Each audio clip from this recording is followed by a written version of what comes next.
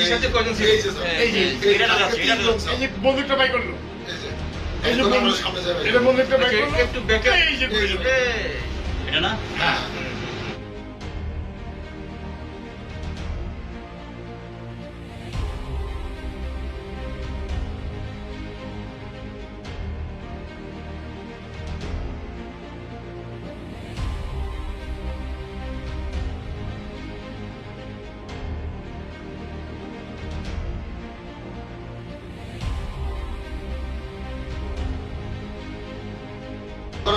private car দাও তখন থেকে এরপরে